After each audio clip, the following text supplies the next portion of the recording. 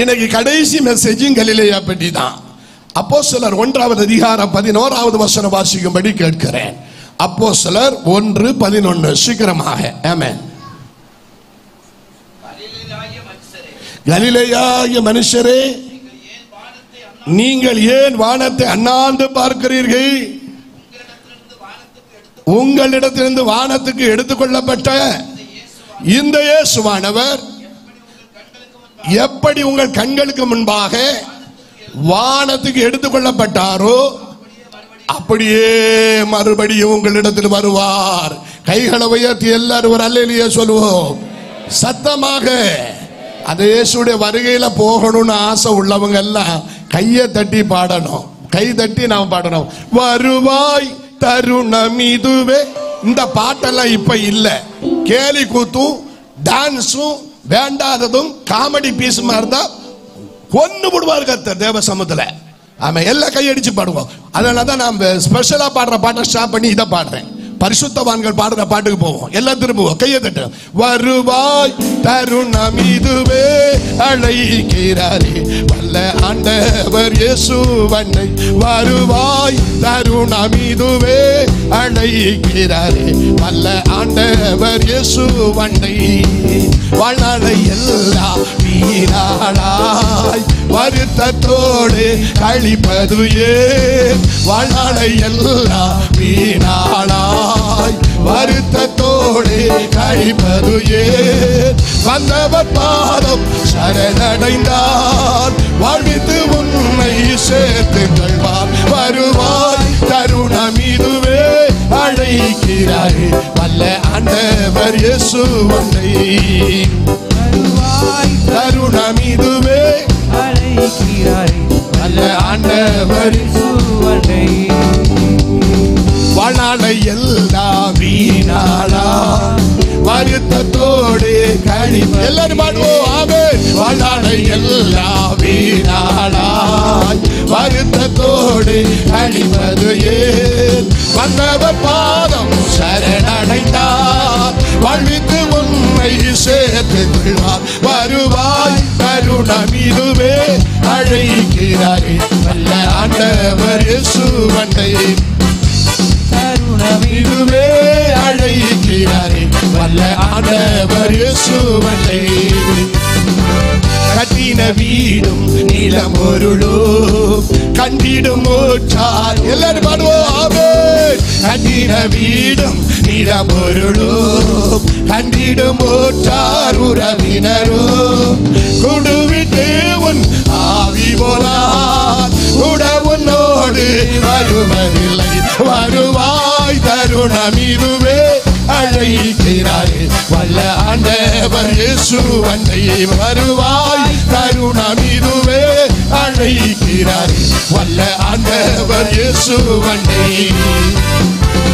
அழகு மாயை இறக்கிறாரே அதை நம்பாதே மயக்கிடுமே. அழகு மாமூட்டு கடையே அதை நம்பாதே மயக்கிடுமே. மரணம் ஒரு நாள் சந்திக்குமே. மறவாதே ஆண்டவரை. வருவாய் தருணம் இதுவே அழைக்கிறாரே வல்ல ஆண்டவர் இயேசுவனை. வருவாய் தருணம் இதுவே அழைக்கிறாரே வல்ல ஆண்டவர் இயேசுவனை. வல்ல ஆண்டவர் இயேசுவனை. பாட்டை கேட்கறதுக்கு ஜீவன் இருக்கவங்க எல்லாம் கையை உயர்த்தி சத்தமாக. கொஞ்ச நாளைக்கு முன்னாடி திடீர்னு சுகலாமாயிட்டேன். செத்துக்கத்து போகாம இன்னும் உயிரோட இருக்கியா? நான் நிற்பது by the grace of God, தேவனுடைய இரக்கம். அல்லேலூயா. உண்மையிலே அப்ப போக வேண்டிய டைமா இருந்தது. எனக்கு நல்லா தெரியும். அப்போ எனக்கு என்ன நடக்குதுன்னே தெரியாத நிலைக்கு நான் தள்ளப்பட்டிருந்தேன். திடீர்னு ஒரு நேரம் ஆண்டவரே எனக்கு எங்கேயாவது ஒரு கன்வென்ஷன்ல போய் உட்காரணும், இப்போ உட்காரணும், எனக்கு பலந்தாரு ஆண்டவரேன்னு. என் ஒய்ஃப் வீட்டு பக்கம் கொட்டாம அங்கேயாவது போய் உட்கார்ந்துடலாமான்னு யோசிச்சேன். அப்பதான் இன்னைக்கு காலையில் அவங்ககிட்ட சொன்னேன், எப்பா இந்த பாட்டு கேட்குறியே, நீ இப்போ கேட்குறீங்க, 94, 95 திங்கள் செவ்வாய் புதன் கேட்பேன், வியாழன் வெள்ளி சனி கேட்பேன். டெய்லி கன்வென்ஷன் கேட்ட அந்த மகிமையை நாளை நினைச்சு நான் உருகிறேன்னு. ஒரு நாள் விட பலத்த ஊழியம் செய்தவை கையை உயர்த்தி ஒரு கன்வென்ஷனுக்கு ஏங்கின நேரத்தை தந்துட்டு மரியாதைக்கு ஊழியம் செய்ய அனுப்பி விட்டார். கையை தட்டி கத்தரை மகிமைப்படுத்தலாம். கையை தட்டி கையை தட்டி கையை தட்டி. இனி உனக்கு ஒரு சான்ஸ் இல்ல. This is the last chance. நீ இந்த ஊழியம் மனுஷனை கண்டல்ல தேவனை கண்டு செய்ய ஆரம்பிப்பேனா ஊழியத்தில் வித்தியாசத்தை செய்வேன். அதனாலதான் தேசத்துல அழைச்சு பிளைட்டுகள்ல ஏறிக்கிட்டு இருக்கேன். டவுன் பஸ் போற மாதிரி போறேன். கையை தட்டி கத்தரை மகிமைப்படுத்தலாம். தேவன் சொன்ன சகல காரியமும் சகல நாட்டுக்காரனுக்கும் நைஜீரியாக்காரன் வந்தவன் போனவன் தோழன் துருத்தி எல்லாருக்கும் தீர்க்க தரிசனம். கையை தட்டி கத்தரை மகிமைப்படுத்தலாம். கர்த்தர் சொன்ன வசனங்கள் நிறைவேறுது. எம்பிபிஎஸ் படிக்கிறவங்க பிஹெச்டி பண்றவங்க ஏன் டீப் டீச்சிங் என்னதுன்னு புரிய ஆரம்பிச்சிருக்கிறாங்க.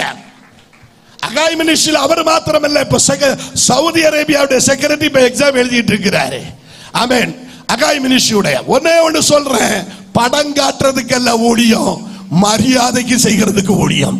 அதனால 4 பேர் இருக்கிறாங்கன்னு ஆடலாம். தேவன் ஒருவர் உற்று கவனிச்சு கொண்டிருக்கிறார் நம்முடைய ஊழியத்தை. இந்த ஊழியம் பயமும் பக்தியோடும் நடுக்கத்தோடும் ஆதி அப்போஸ்தலமார் கட்டின உபதேசத்தின் அடிസ്ഥാനத்தில் இருந்தால் மாத்திரமே அந்த ஊழியங்கள் இனி நிற்கும். அல்லாத ஊழியங்களை தாறுமாறாக்குவார். தாறுமாறாக்கலனா அவர்கள் செய்த ஊழியத்துக்கு கர்த்தர் மன்னிப்பு கேட்க வேண்டியது வரும்.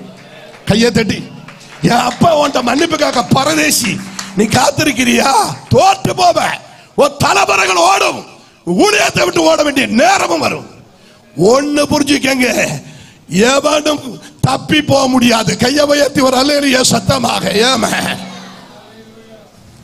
ஆமென். கத்த தந்திருக்கிற கடைசி நேரம் நம்ம நிற்கிறது தேவனுடைய பெலோன்னு புரிஞ்சிட்டு போயிடுவோம். அன்பானவர்களே, அடுத்தவனை இடுத்த வந்தவனை போனவனை ஆமை இந்த கேலி கூத்தெல்லாம் விட்டுட்டு தேவன் என்ன சொல்றார், வசனம் என்ன சொல்றது, அதுக்கு கீழ்ப்படியணும். அப்பொழுது நிலைச்சு நிற்கும், சபைகள் நிற்கும். இன்னைக்கு இந்த சபையெல்லாம் கண்ணீர் விட்ட பரிசுத்தவான்கள் முழங்கால கதர்ன சபை அதுதான் இன்னைக்கு நிக்குது. வழி இல்லை. ஆனா இன்னைக்கு ஆண்டவர் சொல்றார் வழி திறக்கும். இந்த சபைக்கு வழி திறக்கும். This is a prophecy.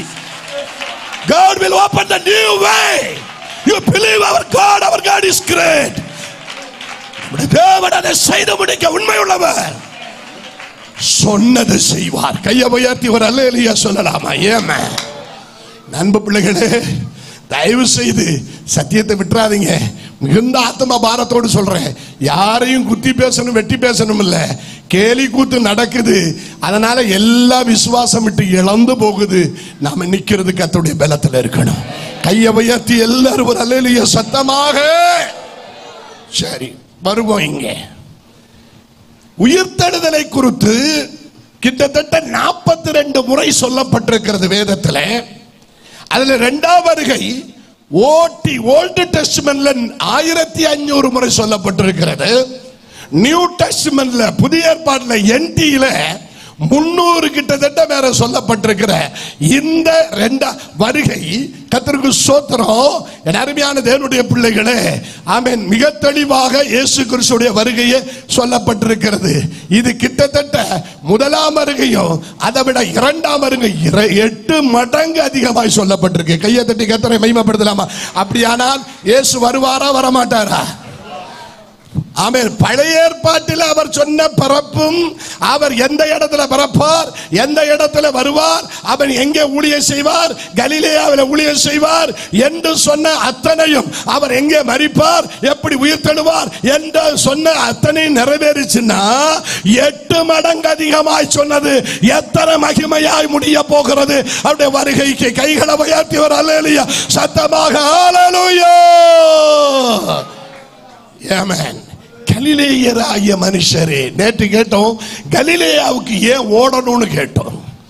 ஆமென். கர்த்தருக்கு ஸ்தோத்திரம். முந்தின நாள் ஏன் கலிலேயாவிலே ஆண்டவர் அற்புதம் செய்தார், அது ஏன் தண்ணீரை திராட்சரசமா மாத்தினாரு, வேற எதுவும் செய்திருக்கலாமே, அதுக்குள்ள விளக்கம் எல்லாம் கேட்டோம். ஆனால் இன்றைக்கு கலிலேய மனுஷரே ஏன் வானத்தை அண்ணாந்து பார்க்கிறியே, எதுக்காக வா பார்த்துட்டு நிக்க?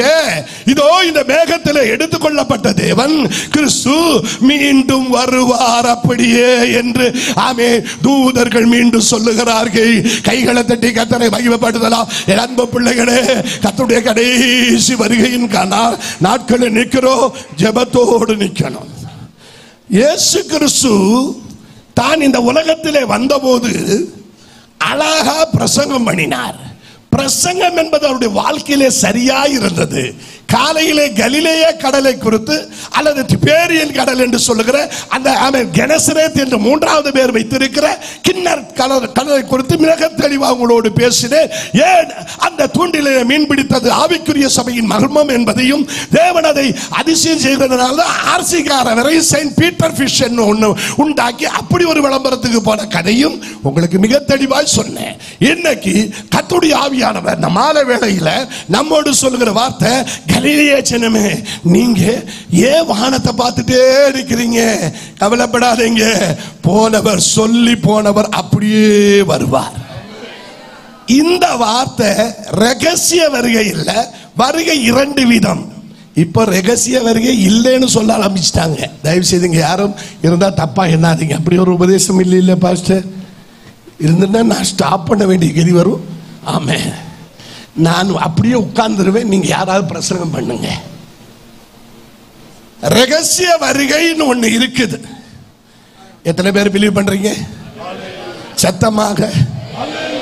பெந்தகோஸ்து கோலம் இனி ரகசிய வருகை இல்லைன்னு சொல்லுவாங்க. மைக்கில் நீங்க பாப்பீங்க, யூடியூப்ல பாப்பீங்க, மண்டை கலந்து மெண்டதானது கிடையாளம். அது சோத்ரம். அப்ப பரிசுத்தவான்களும் தேவனுடைய வசனத்தை காத்து நடந்தவர்களா ஏமாந்து போவாங்களா? கலிலேய மனுஷரே ஏன் வானத்தை என்னாந்து பாருங்கன்னு சொன்னா, இது ரகசிய வருகையில் 2ஆம் வருகை, அதாவது பரசிய வருகைக்குள்ள வசனம். இது ரகசிய வருகைக்குள்ள வசனம் இல்ல. ஆமென். கர்த்தர் சொல்றோம். அப்ப ரகசிய வருகைக்குள்ள வசனம் எது அப்படின்னு கேட்டா, கர்த்தருக்கு மகிமை உண்டாகட்டும். என் அருமையான தேவனுடைய பிள்ளைகளே, நீங்கள் அதை வாசிக்க முடியும். ஆமென். ஒருவர் எனக்காக வாசித்து உதவி செய்யுங்க. 1 தெசலோனிக்கேயர் 4வது அதிகாரம் 16, 17 வசனம் வாசிங்க. ஏனெனில் கர்த்தர் தாமே அவன் பாஸ்டர்ஸை கஷ்டப்படுத்துறீங்க. ஏமா மைக்கு கையில தந்திருக்கு, முடிஞ்சு போச்சோ ஆவி, பரவாயில்ல. ஏனெனில் வாசிக்கிறோம். கர்த்தர் தாமே ஆரவாரத்தோடும் பிரதான தூதனுடைய சத்தத்தோடும் தேவ எக்காலத்தோடும் வானத்திலிருந்து இறங்கி வருவார். அப்பொழுது கிறிஸ்துவுக்குள் மரித்தவர்கள் முதலாவது எழுந்திருப்பார்கள். பின்பு உயிரோடு இருக்கிற நாம் கர்த்தருக்கு எதிர்கொண்டு போக மேகங்களில் அவரோடு கூட ஆகாயத்தில் எடுத்துக்கொள்ளப்பட்டு இவ்விதமாய் எப்பொழுதும் கர்த்தருடனே கூட இருப்போம். கையை தட்டி கர்த்தரை மகிமைப்படுத்தலாம். Praise the Lord. இது கிறிஸ்துவுடைய சபையாகிய மணவாட்டிக்கு ஆறுதலின் வார்த்தை. அது எங்க? ஆமென். கர்த்தர் வருவார் என்று சொன்ன வசனம் எல்லாம் பழைய ஏற்பாட்டில் சொன்ன தீர்க்க தரிசனங்கள். ஆமே சோத்ரம், நெபீம், கெத்துபீம் பாடல்கள். ஆமே சோத்ரம், அதெல்லாம் the book of law. ஆமென். நியாயப்பிரமாணம். இதெல்லாம் கிறிஸ்துவின் முதலாம் வருகையில் சொன்னது ஒன்று மாறாது நடந்ததானால், ஆமென், 8 மடங்காய் சொல்லப்படுகிற இந்த சத்தியம் நிறைவேறுவதற்காக தேவன் தம்முடைய மணவாட்டி சபை காத்து கொண்டிருக்கிறது. கையை உயர்த்தி கையை அசைத்து அவருடைய வருகையில போகணும். குரோதம் வர்றதுக்குள்ள தப்பிச்சு கொள்ளணும். கொரோனா வந்த உடனே அந்த வசனத்தை எடுத்து விளக்கம் கொடுக்கிறானோ. ஆமென். இது நம்ம தப்பிக்கிறதுக்கு ஒரு குரோதம் வந்திருக்குது. நடப்பாவிகளா, உங்களெல்லாம் வார்னிங் பண்ணும்போது கொரோனாவில் தப்புறதுக்காக வச்சிருக்காரு. செத்தே போனாலும் கிறிஸ்துவில ஜாவு கொரோனால. ஆமென். ஆமே சோத்திரம். 2000 அன்னைக்கு சொன்ன தீர்க்க தரிசனம், ஆமே, அப்படியே ஜனவரியில சொன்ன கர்த்தர் மூலம் பேசினது அது யூடியூப்ல இருக்குது. ஹாஸ்பிட்டல்ல இடம் கொள்ளாம தூக்கிட்டு ஓடுவாடுங்கன்னு சொன்ன தீர்க்க தரிசனம். அதே வருஷத்துல 2 மீன், ஆமே, 2000 ரூபாய், 5 அப்ப 5000 ரூபான்னு சொன்ன ஒரு நல்ல நண்பர், அவர் சொன்ன தீர்க்க தரிசனம், இந்த வருஷம் கோல்டன் இயர். வசனத்தை வளர்ச்சி ஒடிச்சு வயிற்ற நிரப்பதுக்கு இறங்கினா மகாபாவி அது கோல்டன் இயரா இல்லையான்னு உலகத்தை உன்னை செவிட்டில் அடிக்கிறதுக்கு சொல்லி வச்சுப்பார். கையை தட்டி கத்தரை மகிமைப்படுத்தலாமா? Praise the Lord. தேவன் அதை செய்ய வச்சேன். காரணம் என்னன்னா, இஷ்டப்படி பேசுறதுக்கெல்லாம் திருவசனம். உனக்கு வேணுமானா நேற்று சொன்ன மாதிரி ஜென்டிலா கேளு. I am very sorry, I am poor family, please help me அப்படின்னு நீ கேள இங்கிலீஷ்ல. அதுக்கு பேர் தான் ஜென்டில் பெக்கர்னு பேரு. பெக்கர்னா பிச்சைக்காரன், ஜென்டில் பெக்கர்னா டீசெண்டா கேட்கிறவன். அதுக்கு திருவசனத்தை வலிச்சு உடைச்சேனா நீ கணக்கு சொல்லாம தப்ப முடியாது. கையை உயர்த்தி ஒரு அல்லேலூயா சத்தமாக. கையை சிலருக்கு இல்ல போல இருக்கு. கையை உயர்த்தி மணவாட்டி சபையை அவன் தேக்கதான் அவர் வரப்போறாரு. அவன் குரோதம் இந்த உலகத்துல மகாபெரிய உபத்திரம் வரப்போகுது. அதுக்கு முன்பு தன்னுடைய மணவாட்டியை சேர்ப்பான். நான் கேட்கேன், இந்த உலகத்துல இருக்கிற எந்த புருஷனும் வீட்டுல பெரிய பிரச்சனை வரப்போகுது, சுனாமி வருது, அப்படி அல்ல ஏன் கொரோனா வருது, ஏதாவது வியாதி வருதுன்னா எந்த புருஷனாவது வெளிநாட்டுல இருந்தா உயிரோட இருப்பான்? நான் நினைக்கிறேன். அவங்க பிள்ளைகளை நினைக்காம இருப்பாங்களா? ஐயோ என் பிள்ளைக்கு என்ன நடந்துச்சு, என் மனைவிக்கு என்ன நடந்துச்சுன்னு ஒவ்வொரு நாளும் சாவான் இல்லையா? இப்பிரபஞ்சத்தின் தகப்பனுக்கு பிள்ளைகளை குறித்து மனைவியை குறித்து இவ்வளவு அக்கறை இருக்குமா? பரம தகப்பன் தன் மனவாட்டியை குறித்து எவ்வளவு அக்கறை உள்ளவராய் இருப்பாரு. ஹல்லேலூயா. தேவனுடைய சத்தியத்தை தெளிவாய் புரிந்து கொள்ளணும். வாய்ச்சவரால் விடதல்ல தேவ சமூகம். திருவசனத்தை தெளிவாய் கேட்டு பரிசுத்தமாய் ஜீவிச்சு தேவ செய்யணும். கடைசி காலம் எல்லாம் இழுத்து மூட வேண்டிய ஒரு காலம் வரப்போகுது. ஜாக்கிரதையா தப்பிக்கங்க. கையை தட்டி கத்தரை மகிமைப்படுத்துவோம். எல்லாம் கையை தட்டி ரேத்தம் செய்யும், ரேத்தம் செய்யும். எல்லாம் கையை தட்டி, எல்லாம் கையை தட்டி. அதுல இப்போ ஒரு நாள் இந்த தம்பிகிட்ட கேட்டேன். அவங்க ஓப்பனா சொல்றேன், தப்பா நினைச்சிடாதீங்க. அவங்க அப்பா கவர்மெண்ட்ல ஏதோ பைசா கொடுக்குறாங்களாம், சர்ச்சை அவரு கொஞ்சம் நிறைய கட்டி எழுப்ப போறாரான்னு. நான் சொன்னேன், உங்க தாத்தா கட்டின சபை, விசுவாசத்துல கட்டின சபை, அவர் வெள்ளையும் வெள்ளையும் போட்டு கத்திரிக்காய் வைராக்கியமா இருந்தாருன்னு சொல்றீங்க. அந்த சபையை இப்ப கட்டதுக்கு அவர் கேட்கிறாருன்னு. ஆமா, ₹1 கவர்மெண்ட் உனக்கு தந்துட்டான்னா சீக்கிரமா அடுத்தது கவர்மெண்ட்டுக்கு சொந்தமா அந்த சபை மாறும். கையை தட்டுங்க, அதுதான் நடக்கும். அப்பதான் இந்த தம்பி போய் சொன்னா இனிமே வாங்கிடப்படாதுன்னு தீர்மானம் பண்ணிட்டாங்க. பைசா ஒரு பைசா தர வேண்டாம், நாங்க விசுவாசத்திலே கட்டிக்கிடுவோம் அப்படின்னு சொல்லிட்டாங்க. கையை தட்டி கத்தரை மகிமைப்படுத்தலாமா? ஏன்னா இந்து கோயில்கள் எல்லாம் சொந்தமான போது அதே மாதிரி இனி கிறிஸ்தவமும் மாறும். ஆனால் அதுக்கு முன்னாடி முதல்ல போறது யாரு கையிலன்னா, நம்ம கவர்மெண்ட் இருந்து சப்போர்ட் வாங்குறவங்க ஆட்டோமேட்டிக்கா அவங்க கையில போய் மாட்டுவோம். இதுதான் நடக்கும். ஆகவே இதெல்லாம் நடக்க போகுது. ஆனால் இதை எதையும் நம்ம கொண்டு போக போறது இல்ல. கடைசி வரையும் கிருபையில காத்துக்கொள்ளணும். சபைக்கு உபத்திரவம் தான் கடைசி காலம். அந்த உபத்திரவத்திலும் தேவன் நம்முடைய மனவாட்டியை சேர்த்துக் கொள்ளுவார். கையை தட்டி கத்தரை மகிமைப்படுத்தலாம். எல்லாரும் கரங்களை தட்டி, கரங்களை தட்டி இயேசுவுக்கு இஷ்டம் செய்ய. இன்னைக்கு நீ உன் கமிட்டி, உன் கூத்தாட்டம், தேவனுக்கு இஷ்டம் இல்லாத காரியங்கள்லாம் செஞ்சுக்கிட்டு தெய்வம் ஜெபத்தை கேட்க இறங்கி வருவாரு. இந்த வசனத்துக்கு புறமா இறங்குவார்னா அந்த தெய்வம் வேற யாரா இருக்கும்? அதை நல்லா புரிஞ்சுக்க. அது அபிஷேகம் வேற யாரா இருக்கும்? தேவ இஷ்டம் செய்கிறவர்களிடம் தேவன் அழைக்க வருவார். வல்ல தோழனையும் துருத்தியையும் கூத்தாடியே எல்லா கத்த தேடி வருகிறது. தேவ சபையை தேடி வருகிறார். அவர் பரிசுத்தர். அவர் பரிசுத்தமாய் இருக்கிறது போல அவன் நாமும் பரிசுத்தமாய் இருந்து அவர் சித்தம் செய்யணும். வலுவாதபடி கத்த நம்ம காக்கணும். கையை தட்டி, கை தட்டி, கையை தட்டி சோத்துறோம். அதுக்கு ஒரு எக்ஸாம்பிள் கூட சொன்னாதான் இன்னும் கொஞ்சம் நல்லா புரியும் நினைக்கிறேன். எக்ஸாம்பிள் சொன்னாதான் சிலருக்கு எக்ஸாம்பிள் சொல்லுங்க அப்பதான் மண்டையில ஏறது. அதாவது கிறிஸ்து என்னும் ஏக புருஷனுக்கு நியமிக்கப்பட்ட நிர்மல கன்னிகளை தான் சேர்க்க வாராரு. ஆமென், அப்படிதானா? 2 கொரிந்தியர் வசனம் வாசிங்க சீக்கிரமாய். கிறிஸ்து என்னும் ஏக புருஷனுக்கு நியமிக்கப்பட்ட நிர்மல 2வது அதிகாரம் 11வது அதிகாரம் 2வது வசனம் சீக்கிரமாய் வாசிங்க. மைக்கில வாசிங்கம்மா நல்லா. இன்னைக்கு உனக்கு ஆவி என்னமா மாறிட்டு வாசிங்க. நான் உங்களை கற்புள்ள கன்னிகளாக கிறிஸ்து என்னும் ஒரே புருஷனுக்கு ஒப்பு கொடுக்க நியமித்தபடியால் உங்களுக்காக தேவ வைராக்கியம் கொண்டிருக்கிறேன். அப்ப கிறிஸ்து என்னும் ஏக புருஷனுக்கு நியமிக்கப்பட்ட நிர்மல கன்னிகளை தான் சேர்க்க வர்றாரு. சத்தமா இது ஏசாயா 60:8 நீங்க வாசிங்கன்னா தெரியும். அழகா எழுதியிருக்கு. அதுக்கு ஒரு எக்ஸாம்பிள். எப்படி எக்ஸாம்பிள் எழுதியிருக்கு பாருங்க. இந்த ரகசிய வருகை எக்ஸாம்பிள் தான் அது. வாசிங்க. மேகத்தை போலவும் தங்கள் பலகணி துவாரங்களுக்கு தீவிரிக்கிற புறாக்களை போலவும் பறந்து வருகிற இவர்கள் யார்? கையை உயர்த்தி ஒரு அல்லேலூயா சொல்லலாமா? மேகம் போல பறப்போம் ஒரு நாள், புறாக்களை போல ஜீவிக்கிறவன் பறப்பா, கபடட்ட ஜீவிதம் செய்கிறவன்.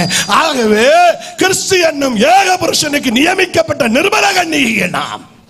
யாராவது புருஷனுக்கு துரோகம் பண்ணுவீங்களா? அப்படி ஒன்றும் இல்லையே. நல்ல சகோதரிமா. இப்போ ஊழியக்காரங்க கதை தான். டைவர்ஸ் பண்ணவங்க ஊழியக்காரங்க. டைவர்ஸ் நான் பண்ணுவேன்னு சொல்லி ஒரு கேங்கே போகுது போறேன். என்னையா நடக்குது? நம்ம எங்க இருக்கோம் இப்போ? எதுக்கு இந்த பைபிளை எடுக்கணும் எனக்கு ஒன்றும் புரியல. டைவர்ஸ் பண்றவன் ஈஸியா, I don't like family life, it's not correct, simply நம்ம அப்படி வாழணும்னு ஒரு வாழணும். எனக்கு இடையே குடும்பம்னா பாடு, பஞ்சர் ஆகிறது, பேச்சு, செவி பறக்கலியும் இதெல்லாம் கேட்கணும். கேட்டு ஜீவிக்க பழகலைன்னா நீ மேலே போக முடியாது. அதுக்கு பேர் குடும்பம் இல்லை. ஏன்னா கூடும்போது தான் அதுல இன்பம் வரும். கையை தட்டி கத்தரை மகிமைப்படுத்தலாமா? பிரைஸ் சொல்லுவார். எதுக்கெடுத்தாலும் மனைவி தலையாட்டிக்கிட்டு இருந்தா பட்டிமன்ற லியோனிக்கு சொல்றது ஒன்ன போல ஆளுக்கிறது அந்த லியோனியை வச்சிருக்காரு. அவர்கிட்ட அது போய் படி. சில மனைவி மாறு சட்டார்னு சண்டை போடுவாடுவா, எதிர்த்து பேசுவா. அவளும் மனவாட்டி எதிர்த்து பேசுறான்னா அவளை நம்பிடலாம். ஆனா எதை சொன்னாலும் மௌனமா ஒருத்தி இருக்கான்னா நம்பிடாதீங்க, விஷம் வச்சு கொண்டுருவான்னு சோதரா அவன் சொல்ற விளக்கம். பயங்கரமான காரியம் என்ன அது? உண்மை. ஆமென். சிலது மௌனமா விடுவாடுவா. அவளை மாத்திர நம்பினா முடிஞ்சுவாங்க. அது இப்படி எல்லாம் உலகத்தின் புருஷன் மனைவியுடைய வாழ்க்கை இருக்கும்போது அப்போஸ்தலனாகிய பவுல் கிறிஸ்து என்னும் ஏக புருஷனுக்கு நியமிக்கப்பட்ட நிர்மல கன்னிகைன்னு சொல்றதுக்கு ஒரு எக்ஸாம்பிள் சொல்றேன். ஏன்னா இயேசு கிறிஸ்து சொல்றாரு, அந்த ரிசரக்ஷன் அண்ட் லைஃப், நானே உயிர்த்தெழுதலும் ஜீவனும் அப்படின்னு எங்க யோவான் 11:25 அதுல சொல்றாரு. ஆமென். நான் தான் உயிர்த்தெழுதலும் ஜீவனுமாய் இருக்கிறேன் என்று இயேசு சொல்றாரு. அப்படியானால் கர்த்தருக்கு ஸ்தோத்திரம், அந்த உயிர்த்தெழுந்த ஆமென் கிறிஸ்துவுடைய வார்த்தையில அவர் சொன்னது போல செய்கிறார். அதனாலதான் இன்னைக்கு பிரசங்கத்துல 3 பேரை உயிரோட எழுப்பினார். எத்தனை பேரை உயிரோட எழுப்பினார்? 3 பேர். 1 யாரு? லாசரு. 2 நாயின் ஒரு விதவை. 3 விதவைக்கு அடுத்த கதை எங்க எப்படி சொல்ல முடியும்னு கேட்கிறாங்களா? 3வது எங்க நீங்க 2 இயேசு எத்தனை பேர் உயிரோட எழுப்பினாரு? சத்தமா சொல்லுங்க. லாசரு 1, நாயின் ஒரு விதவையின் மகன் 1, இன்னொன்னு யவீருவின் மகன். இந்த 3 கதையும் வாசித்துட்டு யவீரு ஜப வீடு இது இந்த காரியம் செய்தான், அவன் இதை செய்தான், இயேசு விடுவிச்சார்னு சொல்லதுக்கு இல்ல. 3 மிகப்பெரிய சத்தியம் உள்ள மறைஞ்சு கிடக்குது. அதைத்தான் ஆண்டவர் எனக்கு போதிச்சு தருகிறார். ஆகவே சும்மா ஒருத்தன் எல்லாம் ஆமென் அகாய் மினிஸ்ட்ரியில உள்ளவங்க படிக்க வரவங்க தலைக்கு மெண்டல் ஒன்றும் இல்லை. அவனுக்கு வேத வசனங்களை தினந்தோறும் ஆழங்களின் ரகசியங்களை புரிந்து அதுக்கு வியாக்கியானம் கொடுக்கிறோம். கர்த்தருக்கு ஸ்தோத்திரம். என் அருமையான தேவனுடைய பிள்ளைகளே, ஆகவே இயேசு 3 பேரை உயிர்த்தெழுதல அவன் எழும்ப பண்ணினல 2 பேர் ரகசிய வருகைக்கும் 1 ஆளு பரசிய வருகைக்கும் கொண்டு வர. கையை உயர்த்தி. அதுக்கு முன்னாடி ரகசிய வருகைக்கு நிர்மல கன்னிகளா இருக்கிற நாம் இந்த கதையை கேட்போம். கர்த்தருக்கு ஸ்தோத்திரம். என்ன கதை? ஒரு வில்லேஜில் ஒருத்தன் அவன் பட்டணத்துக்கு போக ஆசைப்பட்டான். இங்க டவுன் போனா இங்க நாரோல் தானே போனோம். நாரோல் சந்தை எது? எங்க சந்தைக்கு பேர் எது? ஓ மார்த்தாண்ட பக்கம் ஆயிடுச்சு. இன்னும் ஈஸியா போயிருவீங்க. நாகர்கோயில், வடசேரி. கொஞ்சம் பேர் கோட்டாருங்காங்க, கொஞ்சம் பேர் வடசேரிங்காங்க. ஏதோ ஒன்று சரி, ஏதோ ஒரு சேரி. அந்த வடசேரியில அந்த காலத்தில் போகணுன்னா 1 மணி நேரம் போக. அந்த காலத்தில் வண்டி ஆரம்பத்தில் கால வண்டி மாதிரி தான் சில பஸ் இருக்கும், டக்குன்னு அதில் ஏறிட்டு அவன் போயிட்டு வரணுனாலே விடிஞ்சிடும். மத்தியானத்துக்குள்ள முடிச்சு தான் வருவான். இப்படி டவுன் பஸ் ஏறி மனைவிட்ட சொன்னானா, நான் போய் வடசேரி சந்தையில எல்லா பொருளையும் வாங்கிச்சு, ஆமென், என் மனைவி நீ கவலைப்படாத, பிள்ளைகளுக்குள்ள சாதனம் எல்லாம் வாங்கிட்டு வாரு, இன்னைக்கு தான் சம்பளம் கிடைச்சிருக்கு தந்திருக்கானோ அந்த காலத்துல, ஆமென், அவன் சம்பளம் கிடைச்சிருக்குன்னு வாங்கிட்டு ஓடனேன். பஸ் ஏறி போய் சந்தையில போய் எல்லா பொருளும் வாங்கினவன் திடீர்னு ஒரு பனியை அப்படி பார்த்தா நல்ல பனியன்களா போட்டிருக்குது ரோட்டு ஓரத்தில். அப்போ அவனு ஒரு பனியனை வாங்கினான். வில்லேஜ் கேஸ்ல அங்கே வச்சு இந்த சட்டையை கலத்தி போட்டுட்டான். அந்த காலத்தில் அதையும் செய்வானு. அந்த காலத்தில் அது போட்டான். சட்டையை போட்டு பனியனை போட்டுட்டு அவன் காய்கறி சாதனங்கள் எல்லாம் வாங்கிச்சு பிள்ளைகளுக்கு மனைவியும் பார்த்து சந்தோஷமா இருக்கணும்னு வண்டியேறி மணிக்கூர் கணிச்சு மத்தியானம் கழிஞ்சு வந்து சேருதா. அந்த சொன்ன பஸ்ல புருஷன் வந்தோடனே வீட்டுல இருந்து எட்டி பார்த்தா மனைவி, ஆஹா என் மனைவி புருஷன் வாராரு இந்த பஸ்ல கண்டோன்னு அவள் படபடாடு ஓடி வந்து வார வருத்துல புருஷனை கட்டி பிடிச்சு ஒரு முத்தம் கொடுத்துட்டேன். இது கூட சொல்ல பயப்படுறேன். இன்னைக்கு என்னெல்லாமோ நடக்குது. சோத்திரம் இருந்தாலும் புரியணும் உனக்கு. அதுக்காக ஒரு முத்தம் முத்திட்டான். எங்க மார்பில பார்த்து ஒரு முத்தம். உடனே புருஷன் கையில் இருக்கிற எல்லாத்தையும் கீழே போட்டுட்டு, எடி இவ்வளவு பாசம் உனக்கு இருக்காடி, இவ்வளவு என் மேல நீ அன்பு வச்சிருக்கிறியா, இதெல்லாம் தெரிஞ்சிருந்தா இந்த கையால இடிச்சிருக்க மாட்டேன், இந்த காலால மிதிச்சிருக்க மாட்டேன், என்ன மன்னிச்சிருங்க அப்படின்னா, என்ன மன்னிச்சிருமா அப்படின்னு. அதுக்கு மனைவி சொன்னாலாம், ஒன்னையா முத்துன, ரொம்ப கொணட்டாத என்ன. அப்ப யார முத்துன அப்படின்னு கேட்டா, உன் நெஞ்ச பாருன்னு சூப்பர் ஸ்டார் ரஜினிகாந்த் புது பனியன்ல இருக்கான். கட்டுனவனை முத்தாம கண்டவனை முத்துற எல்லா கேசுகளும் இந்த வசனத்துக்கு புறமானது. கிறிஸ்து என்னும் ஏக புருஷன், ஒரே புருஷனுக்கு நியமிக்கப்பட்ட நிர்மல கன்னிகைகள் இந்த சோலி செய்யாது. கையை தட்டி கத்தரை மகிமைப்படுத்தலாமா? கையை தட்டி கையை தட்டி கையை தட்டி கையை தட்டி. ஆக கிறிஸ்துவுக்கு ஏற்ற மனவாட்டியாய் மாறணுமானால் தேவ இஷ்டம் செய்கிறது. யாரை அவர் அழைத்துக் கொள்ள போக வருகிறார்? அவன் கர்த்தருக்கு ஸ்தோத்திரம். வேதத்தில் அவன் மிக தெளிவா சொல்லுகிறது. 1 தெசலோனிக்கர் 5:2 வாசிங்க. அவன் இரவில் திருடன் வருகிற விதமாய் வந்து அழைக்க வர்றாராம் நம்முடைய சபையை. வாசிப்போம். இரவிலே திருடன் வருகிற விதமாய் கர்த்தருடைய நாள் வரும் என்று நீங்களே நன்றாய் அறிந்திருக்கிறீர்களே. அப்போ இரவுல இல்ல இப்ப திருடன் பகல்லே வாரேன். எல்லாமே அப்படி ஆகி போச்சு. அதனால இனி ஒரு பட்டுன்னு வர்ற மாதிரி திடீர்னு வர்ற மாதிரி ஒன்றும் நடக்க போறது இல்லை. ஆமென். அந்த காலம் பயங்கர மோசமா மாறிடுச்சு. இப்ப திருடன் பகல்லே வாரான். பக்கத்து வீட்டுல என்ன நடக்குன்னு இவன் கேட்கவே மாட்டான். அவன் வந்து எல்லாம் வண்டியில ஏத்திட்டு கொண்டு போயிருவான் திருடன். அந்த காலத்துல நம்ம நிக்கிறோம். ரொம்ப ஜாக்கிரதை. ஆனால் ஆண்டவர் சொல்றார், திருடன் எப்பொழுதுமே இரவில் தான் வருவான். அப்படியானால் கிறிஸ்து சொன்ன வசனத்தை மாத்தி சொல்லாதிருக்க, அவன் இருளின் கிரியைகளுக்கு உள்ளவர்களுக்கு எப்பவும் அதுதான் நடக்கும். கையை தட்டி கத்தரை மகிமைப்படுத்தலாம். அதுதான் இரவு. இப்ப திருப்பி சொல்றேன், திருவசனத்தை நீங்க நல்லா புரியணும். ஆண்டவர் நம்மை பார்த்து சொல்றார். அப்ப கிறிஸ்துவுக்காக ரட்சிக்கப்பட்டு ஞானஸ்நானம் பெற்று அபிஷேகம் பண்ணப்பட்டு பரிசுத்த ஜீவிதம் செய்து கண்ட உபதேசத்தினால மண்ட கலந்து முண்டமா போகாத காத்திருக்கிற மனவாட்டியை சேர்க்க வருகிறார். கையை உயர்த்தி சத்தமாக ஹல்லேலூயா. ஆமென். அதை நல்லா புரிஞ்சுக்கணும். லூக்கா 17வது அதிகாரம் 32 இருந்து 36 வரையும் இந்த ரகசிய வருகையில ஒரு சம்பவம் சொல்லப்பட்டிருக்கிறது. ஒரு 3 இன்சிடென்ட் இயேசு சொல்றாரு. சீக்கிரமாக இன்னைக்கு 2ஆம் வருகையை குறித்து பிரசங்கிக்கிறது கஷ்டகாலம் ஆயிடுச்சு. ஆமென். எல்லா அற்புதம், எல்லா ஆசீர்வாதம் அந்த லெவலுக்கு மாறிட்டோம். ரொம்ப கேர்ஃபுல்லா இருந்துக்கங்க. வாசிப்போம். லூக்கா 17:32 இருந்து வாசிங்க. லோத்தின் மனைவியை நினைத்துக் கொள்ளுங்கள். ஆமா, லோத்தின் மனைவியை நினைச்சுக்கங்க. ஏன் இங்க லோத்துங்க மனைவியை சொல்லி இருக்குன்னா, புருஷன் ஓடும்போது பிள்ளைக ஓடும்போது அக்கா, ஆமென், I have decided to follow Jesus. I have decided to follow Jesus. I have decided to follow Jesus.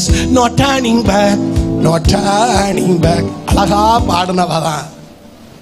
இயேசுவின் பின்னே போக துணிச்சல் எல்லாம் வரும். அது எமோஷன் ஸ்பிரிட் வரும்.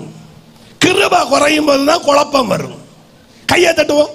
இயேசுவின் பின்னே போக துணிந்தேன், இயேசுவின் பின்னே போக துணிந்தேன், இயேசுவின் பின்னே போக துணிந்தேன். பின்னோக்கே நான், பின்னோக்கே நான். நோக்கிறப்படாது. லோத்துக்க மனைவிதான். ரகசிய வருகையில கைவிடப்படுகிறவன் லோத்துக்க மனைவி. அர்த்தம் புரிஞ்சுச்சா? புருஷன் ஓடுறா, புருஷன் தப்பிட்டான், பெத்த பிள்ளைங்க ரெண்டு தப்புது, இவன் மாத்திரம் மாட்டிக்கிட்டா, உப்பு தூணானா. ரகசிய வருகை இது அடையாளம், கைவிடப்படுகிறவள். அதனாலதான் இயேசு தம்முடைய சீடர்களுக்கு லோத்தின் மனைவியை நினைச்சுக்கங்கன்னு சொன்னது. இத கூட துருபதேசமா சில கிறுக்கமாறு பிரசங்கிக்கணும். லோத்துக்க மனைவியை வச்சு கஷ்டகாலம். நல்லா யோசிக்கங்க. கடைசி காலத்தில் நிக்கிறோம். ஞானமா நடங்க. கையை உயர்த்தி ஒரு அல்லேலூயா சத்தமாக. அடுத்த வாசிங்க. தன் ஜீவனை ரட்சிக்க வகை தேடுகிறவன், தன் ஜீவனை ரட்சிக்க வகை தேடுகிறவன் அதை இழந்து போவான், இழந்து போகிறவன் அதை உயிர்ப்பித்துக் கொள்ளுவான்.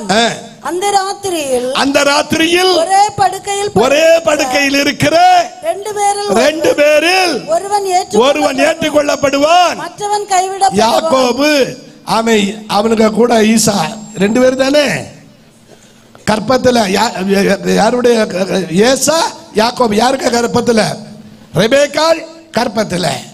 அவன் அது ஒரு படுக்கைன்னு சொல்லி அன்னையிலிருந்து இன்னைக்கு வரையும் அதுக்கு வியாக்கியானம் பாஸ்டர்ஸ் பிரசங்கம் பண்றாங்க. அப்போ கூட பிறந்தல ஒரே படுக்கையில் இருக்க ஒருத்தன் ஏற்றுக்கொள்ளப்படுகிறான், ஒருத்தன் கைவிடப்படுகிறான். கைகளை தட்டி கர்த்தரை மகிமைப்படுத்தலாமா? Praise the Lord.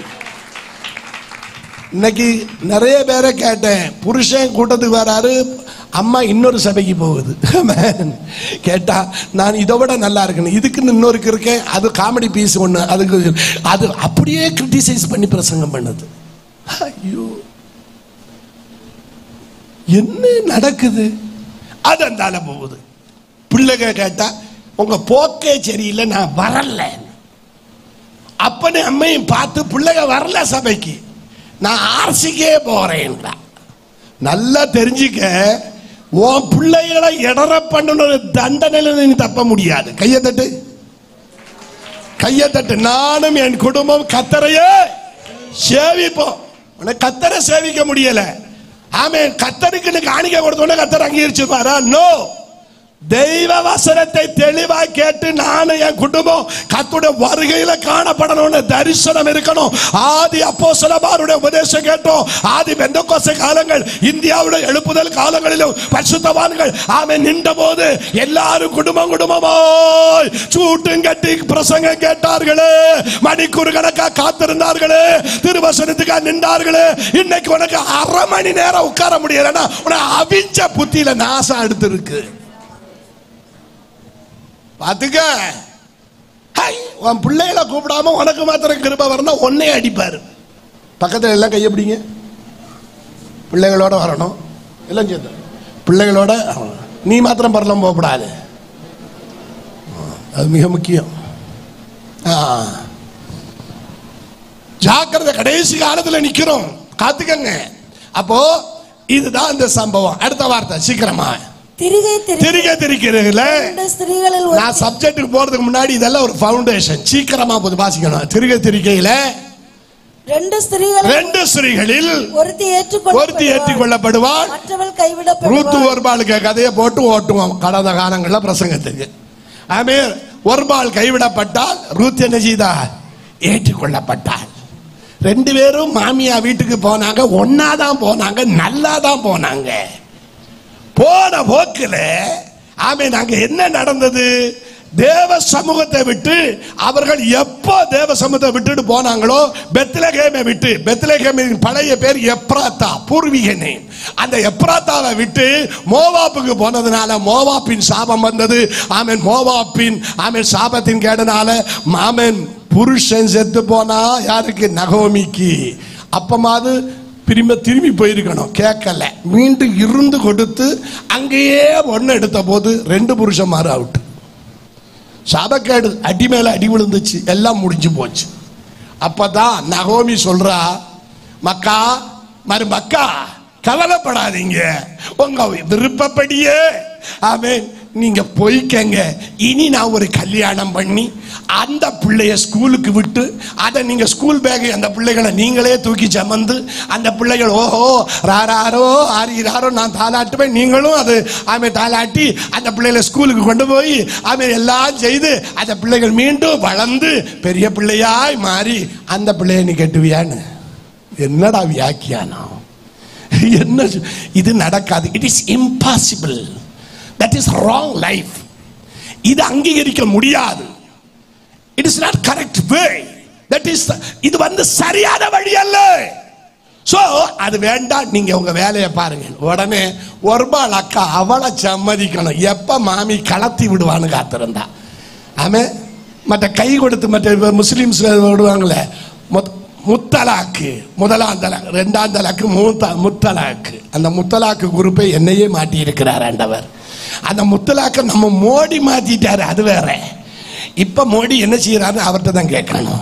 கர்த்தருக்கு ஸ்தோத்திரம். என் அருமையான தேவனுடைய பிள்ளைகளே, ஆமென். இஷ்டம் போல கைவிடணும். அவ மாமியை கட்டிப்பிடிச்சு நீ தாண்டி மம்மி பாரு, எங்க சிச்சுவேஷனை கரெக்டா புரிஞ்சிருக்கியே அப்படின்னு ஒரு முத்தம். அந்த முத்தத்துக்கு பேரு யூதாசுக்கு சொந்தத்துக்கு முத்தம். ஓடிட்ட. ஆனா இவ்வளோ நான் போக மாட்டேன்னு நிக்கிறா. அப்பொழுதும் கர்த்தருக்கு ஸ்தோத்திரம். ஏமா நீ போகல, நீ எங்க மரிப்பியோ அங்க நான் மரிப்பேன். உன்னுடைய தெய்வம் என்னுடைய தெய்வம். அது அழகா சொல்ல, உன்னுடைய தெய்வம் என்னுடைய தெய்வம். ஆமென். நீ எங்க மரிக்கியோ ஸ்நான உபதேசம் எல்லாம் ஒரு பயங்கரமான ரகசியத்தை ரூத்தி இறக்கி வைத்தாள். கையை தட்டி கர்த்தரை மகிமைப்படுத்தலாம். நான் அந்த பரிசுத்த ஜீவிதம் செய்வேன். உன்னதான் சேர்க்க இயேசு வருகிறார், உன்னதான் சேர்க்க கர்த்தர் வருகிறார். இந்த சம்பவம் அதனால திரிக ரெண்டு பேரும் ஒன்னா தான் திரிச்சாங்க.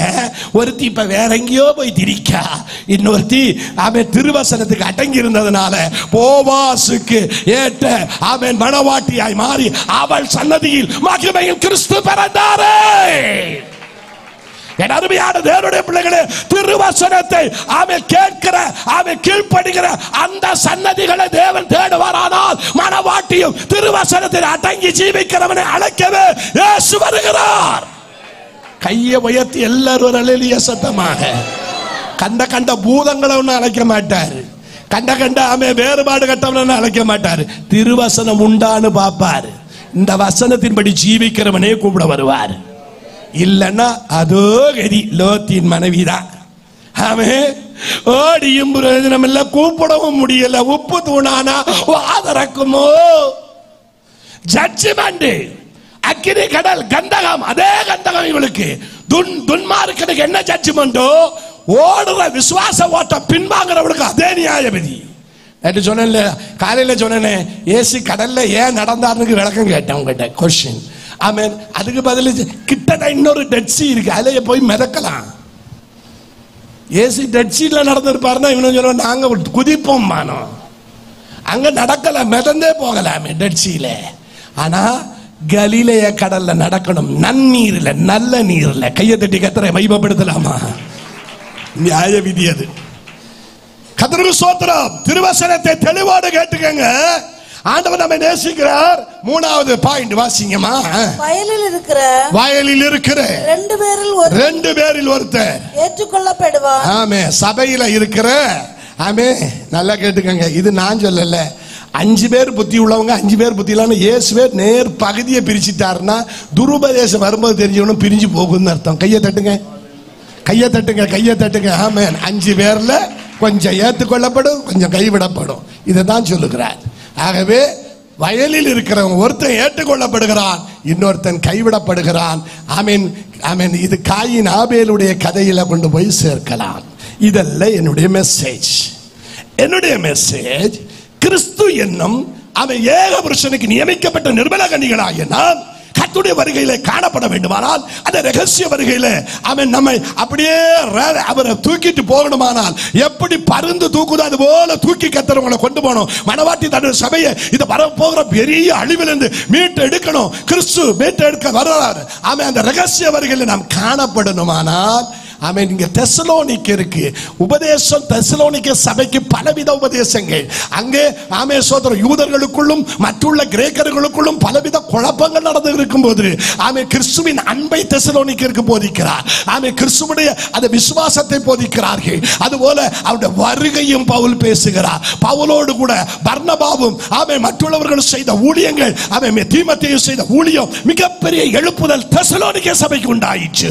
இந்த காலை மாலை வேளையில ஆமென் நம்முடைய சபைக்கு ஆமென் ஆத்ம தரிசனத்தோடு பவுலை போல பவுல் கூட்டத்தில் இருக்கிற ஆமென் அந்த பர்னபாவும் தீமோத்தேயு போல காத்திருக்கிறவர்களுக்கு தான் ஆமென் அந்த தரிசனம் உள்ள சபையுடைய ரகசியங்களை கர்த்தர் வெளிப்படுத்துவாரே. அல்லேலூயா. இப்ப பவுல் எழுதுறாரு தெசலோனிக்க சபைக்கு விசுவாசத்தை குறித்து எழுதுறார். ஆமென். எப்படி எழுதுறாரு? அந்த பியூட்டி, அந்த ரகசிய வருகையை நான் ஒரு ஆராய்ச்சி பார்த்தபோது நீ நெட்ல அடிச்சாலும் கிடைக்காது. இது என் அப்பா எனக்கு தந்தது. இனி நெட்ல வருவானா எவனாவது உல்டா பண்றான்னு அர்த்தம். ஆமென். ஆமென். திருவசனத்தை தெளிவா கவனிச்சுக்கங்க. ஆமென். வாசிப்போம். ஆமென். இயேசு கிறிஸ்து முதல்ல ஆமென் 2 அற்புதத்துல 3 பேரை உயிரோட எழுப்பினதுல முதல் எழுப்பினது யாரு? முதல் எழுப்பினதல்ல, முதல்ல ஒரு வரை சொல்றேன். இந்த வசனத்தின் அடிസ്ഥാனத்துல வசனத்தை ஒருக்க கூட தெளிவா வாசிங்க.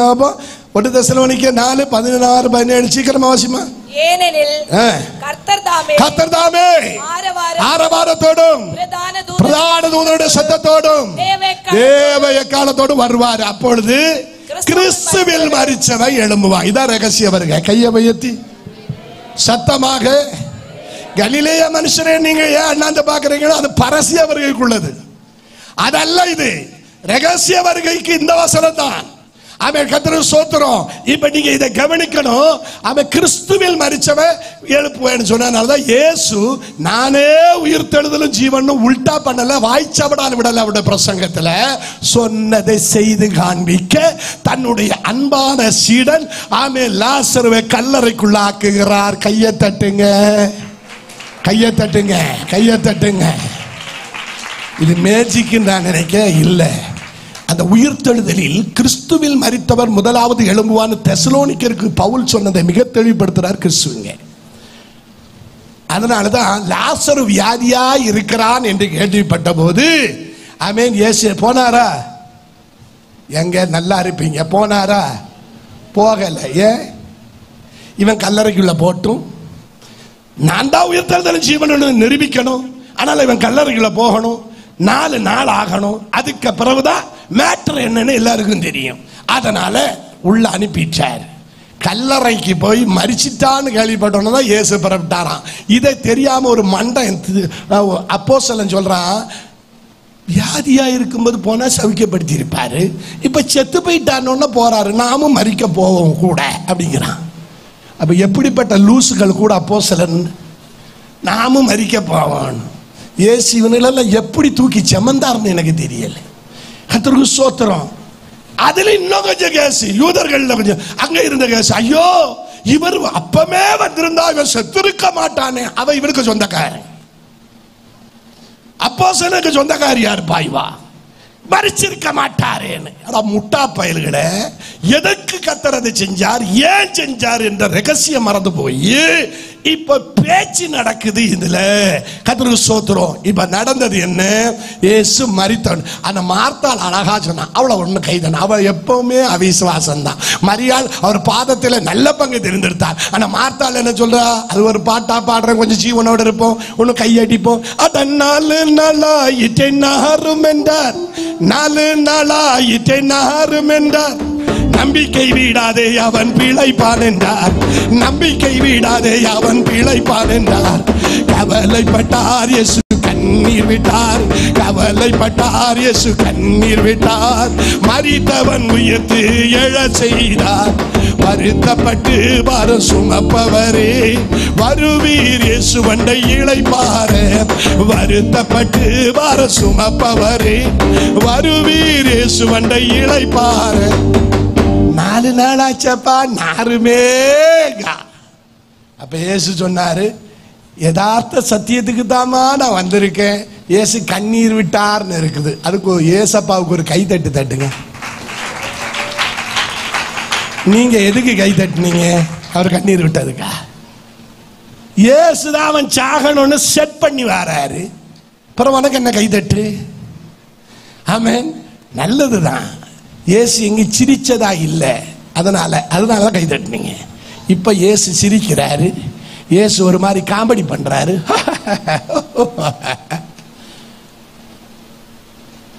வருவாருடி மாப்பிள, உன் பாணிக்கே வருவார். பழைய ஏற்பாடு பிரமாணத்தில் மிக தெளிவாக எழுதியிருக்குது. இயேசு சிரிக்கல, பிதா சிரிச்சிருக்கிறார். நியாய விதியை நினைத்து நகைப்பார். கையை தட்டி கர்த்தரை மகிமைப்படுத்தலாம் அப்படின்னு இருக்குது. என்ன நடத்துற நீ? எத்தனை பேரை இட பண்ற நீ? பதில் சொல்லு, சொல்லியே ஆகணும்.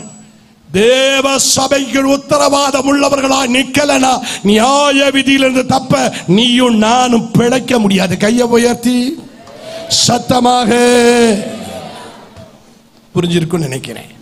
அன்பானவர்களே, இப்போ 4 நாள் ஆச்சு நாருமே யா அப்படிங்க. அப்பதான் இயேசு சொல்றாரு, கண்ணீர் விட்டுட்டு, அது ஏன் பாஷையில இயேசு, ஐயோ நான் நேசித்த என் சிநேகிதே, நான் நேசித்த என் அன்பு சிநேகிதே லாசருவே சாகடிக்க வேண்டிய கதி வந்து ஊருகாரெல்லாம் குடும்பம் எல்லாம் அழுறாங்களே. உடனே கர்த்தர் அழுதுட்டார். கையை தட்டி கர்த்தரை மகிமைப்படுத்தலாமா? இப்பதான் இயேசு கல்ல புரட்டுங்கள.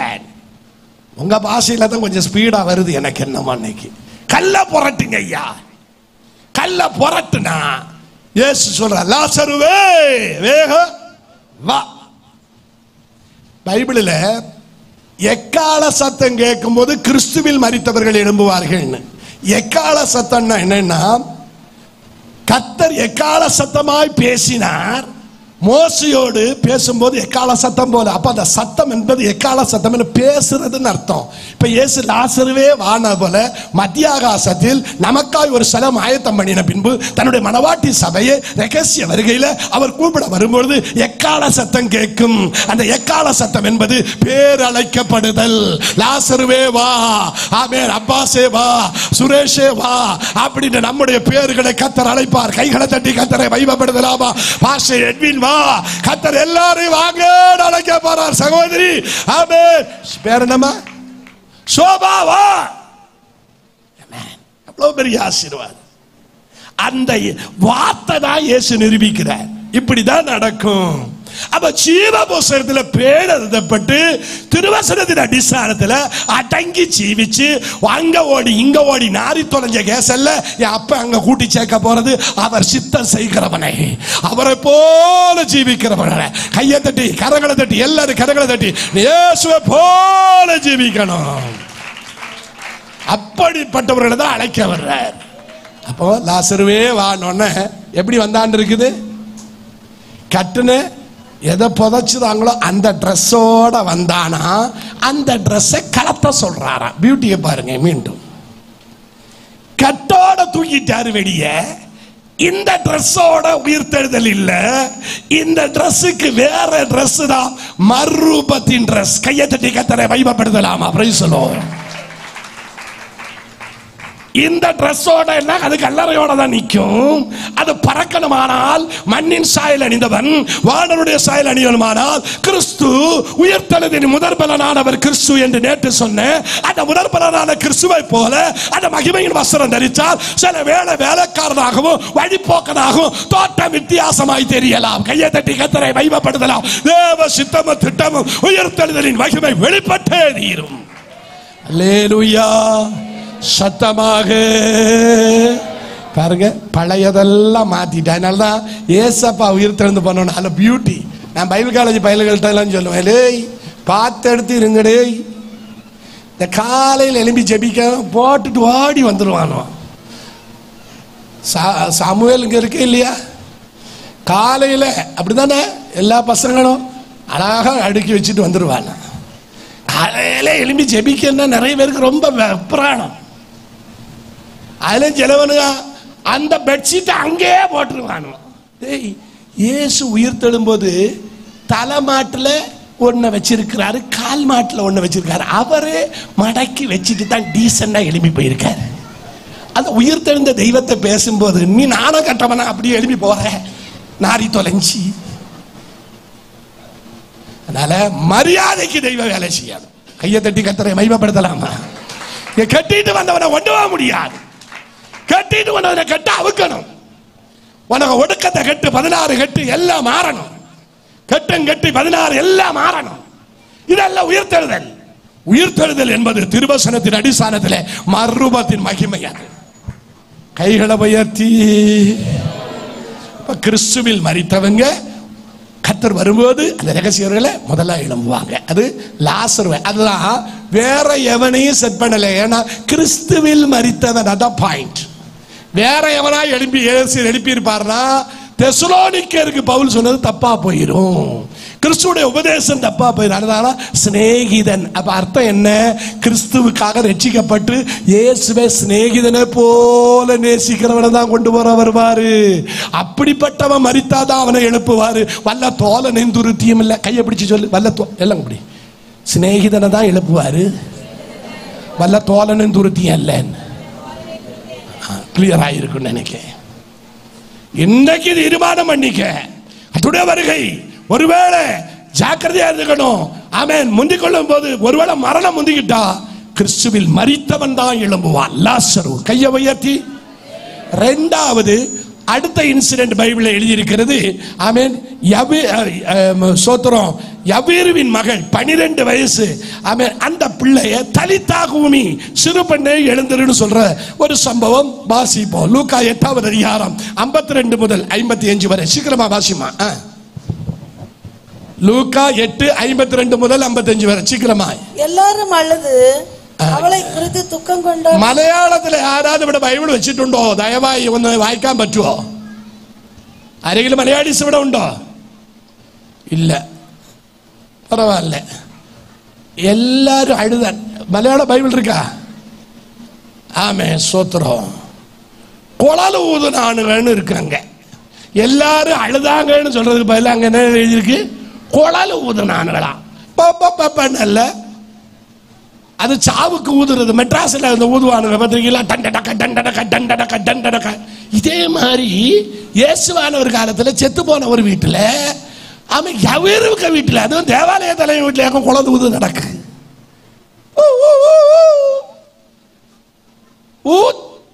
பயங்கர குழல் ஊது கூத்தாடுது. அதுல கொஞ்சம் பேர் மார்பல் அடிக்கால். அடியே போயிட்டே மகாபாவி பிள்ளை போனாலே பாதகத்தி போனாலே நாளா. கொஞ்சம் பேர் அப்படித்தான் சொல்லுவா. பெத்த பிள்ளைய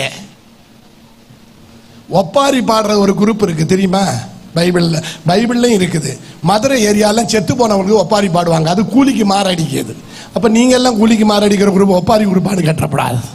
எங்களுக்கு தேவைக்கு இருக்குது தந்துடணும். உபதேசிக்கிறோம். உள்ளது போதும் கர்த்தாவே சோத்திரம்னு. நான் என் கூட இருக்கவங்கிட்ட கேட்டா தெரியும். ₹1 கர்த்தர்கிட்ட முன்னாடி சொன்னேன். ₹1 எனக்கு தேவைன்னா எனக்கு தந்திருக்கணும். இந்த மாசத்துல எனக்கு பிள்ளைக்கு படிக்க இத்தனை ₹1,00,000 வேணும்னு கர்த்தருக்கு தெரியும். நான் சீக்கிரமா கேட்க மாட்டேன். அவர் செய்வார் என்று நம்புறேன். இன்னைக்கு வரையும் எவங்கிட்டையும் ₹1 கடன் வாங்கல. மறிச்சாலும் பரலோகம் போவேன். போன வருஷம் என் பிள்ளைக்கு 40 லட்சம் ரூபாய் அவன் படிக்கிறதுக்கு மாத்திரம் அனுப்பணும். இல்லைன்னா அவன் படிக்க முடியாது. 2 பேரும் யூரோப்பில் படிக்கிறாங்க. இன்னும் இந்த மாசத்துல 12 லட்சம் கொடுக்கணும். அப்போ நான் என்ன செய்வேன்? கர்த்தரை தான் நம்புவேன். ஆனா ஒண்ணு புரிஞ்சுக்கங்க, கர்த்தரை மிஞ்சி பிள்ளைகிட்டையும் சொல்லிக்க எந்த சோலியுமே என்கிட்ட எதிர்பார்க்க முடியாது. கையை தட்டி கர்த்தரை மகிமைப்படுத்தலாம். அதனால தேவ திட்டத்தையும் தேவ தீர்மானத்தையும் மிக தெளிவாக புரிஞ்சு கொண்டு தேவனுக்கு அடுத்த காரியங்களில் நில்லுங்க. உங்களை அழைச்சது கர்த்தரானால், உங்களை பிள்ளைகளை தந்தது கர்த்தரானால் உங்களை நடத்த முடியும். கையை உயர்த்தி. இப்ப நான் என் பிள்ளைகளை எடுத்தோடனே பாஸ்டர் ஆக்கல. ஏன் தெரியுமா? ஆக்குனது போதும். நானே பட்ட பாடு நிந்த அவமானம் ஒவ்வொரு நாளும் செத்துக்கிட்டு இருக்கேன். இனி இதுக்கு மேல ஏற்கனவே வயல் காலேஜே வேண்டாம், நானும் மீண்டும் மீண்டும் அடிச்சு கொண்டு போய் உட்கார வைக்கிறது பயமா இருக்குது. அதுக்கிடையில் நான் சொல்றது ஒண்ணு மக்களே, கர்த்தர் என்னைக்கு சொல்றாரு எத்தனை லட்சமா போட்டுட்டு வந்துருங்க. ஆனா அதுக்கு முன்னாடி நீங்க படிச்சு வேலை செய்து ஒரு 10 ஊழியக்காரர்களுக்கு சப்போர்ட் பண்ணணும். டாடி யாரோ கொடுத்த காணிக்கையில உங்களை காப்பாத்துனேனே. கையை உயர்த்தி, கையை உயர்த்தி. இதை பிள்ளைகளுக்கு சொல்லி கொடுங்க. இல்லைன்னா இன்னைக்கு பாஸ்டர்ஸ் பிள்ளைகள்லாம் ஊழியத்துக்கே வர மாட்டேங்க. காரணம் பாஸ்டர்ஸுக்கு படுற பாடு அப்படி. எங்க அப்பனே அம்மையே இந்த பாடு, இனி நான் ஊழியத்தில் போய் நான் ஒன்று தெரிஞ்சுக்க, கர்த்தருடைய ஊழியத்தில் வந்து பிச்சைக்காரனானது சரித்திரம் இல்லை. இதை தெளிவா புரிஞ்சுக்க. உன் பிள்ளைகளை சரியா நடத்தலைன்னா கர்த்தருடைய நியாய விதி நம்மகிட்ட வந்துடும். ஊழிய அழைப்புனா ஒப்பு கொடுத்துடணும். கையை தட்டி கர்த்தரை மகிமைப்படுத்தலாமா? அவர்கள் ஊழியம் செய்தாதான் அவங்களுக்கு அது ஆசீர்வாதம். அதுதான் உங்க தலைமுறைக்கு ஆசீர்வாதம். அதுதான் தேவ திட்டம். நான் 2 இடத்துல லட்சங்களை கோடிகளை கொடுத்து பைபிள் காலேஜ் கட்டிருக்கேன். சர்ச்சுக்குள்ள வச்சு நடத்தல, தப்பா நினைச்சிடாதீங்க. இங்க யாரும் கோடிக்கணக்கான ரூபாயை முடக்கி நான் கட்டி வச்சிருக்கேன். இயேசு எனக்கு தந்த கிருபையினால. அதனால தான் இந்த பிள்ளைகிட்ட சொன்னேன், நீங்க வேலை செஞ்சு 10 ஊழியக்காரர்களை எழுப்புங்க. கைகளை தட்டி கரங்களை தட்டி கரங்களை தட்டி. ஓ ரபௌதனி ஷைந்தரபட ரிபௌதனி தேவ சித்தம் செய்தல். தேவனுக்கு அடுத்த காரியங்களை நினைக்கணும். அப்ப கர்த்தரை நம்பணும். குழல் ஊதிய கதைக்கு போயிட்டு வேற எதையோ ஊதிக்கிட்டு இருக்கேன். சரி கேட்போம். ஆண்டவருடைய வார்த்தையை மிக தெளிவாக புரிஞ்சுக்கிடுங்க. அங்க ஊத்தும் பாட்டும் தட்டன கடந்த ஆட்டம் நடக்கு. சில பேர் மார்பில் அடிப்பு நடக்கு. அப்ப இயேசு என்ன சொன்னார்? வாசியம்மா. அழாதீங்கள், அழாதீங்க, அவள் மரித்து போகவில்லை. அப்ப இயேசு பொய் சொல்லுவாரா? இயேசு பொய் சொல்லுவாரான்னு கேட்க. பொய் சொல்ல மாட்டார். அப்ப அழாதீங்க மரிச்சு போகலன்னு இயேசு சொல்லி இருக்கிறார்னா இன்னொரு வசனத்துல மிக தெளிவா இருக்கு. அப்ப இதுல கூட வேறொரு வார்த்தை வரும்போது கொஞ்சம் கன்ஃபியூஸ் ஆகும். ஆனா மிக தெளிவா நீங்க கவனிக்கணும். மரித்து போகலங்கிறார்னா உண்மையிலே பிள்ளை மரிக்கவில்லை. மரிச்சிட்டா ஆனாலும் அவள் இன்னும் அவளுக்குள்ள அந்த ஜீவன் இருக்குது. கையை உயர்த்தி கையை உயர்த்தி திரும்ப மீண்டும் அவர் உயிர்ப்பிக்கப்படுவாள். வாசிங்க, தொடர்ந்து வாசிங்க. நித்திரையா இருக்கிறாள் என்றார். இதை கேட்ட உடனே மார்பல அடிச்சு ஐயோ போயிட்டாள் கூத்தாடின அத்தனையும் சிரிப்பு. அப்பதான் இயேசு சொன்னாரு, கிளப்பு எல்லாம் கிளப்பு, குழல் எழுப்பு, எல்லாம் கிளம்பு. மார்பல அடிச்சு கழுதவன் எல்லாம் வெளியப்போ. அற்புதம் செய்ய முடியாது. சீடர்கள்லயே 9 பேரை நான் உட்கார வச்சுட்டு ஆப்சன்ட் பண்ணிட்டாங்க. 3 பேரை கொண்டு வந்திருக்கேன். ஏன்னா இந்த அற்புதம் அவன் வருகைக்குரியது. கையை தட்டி ரகசிய வருகைக்குரியது. அதனால வல்லவனையும் கொண்டு வர முடியாது. யூதாசெல்லாம் வந்தா அற்புதமே நடக்காம போயிடும்.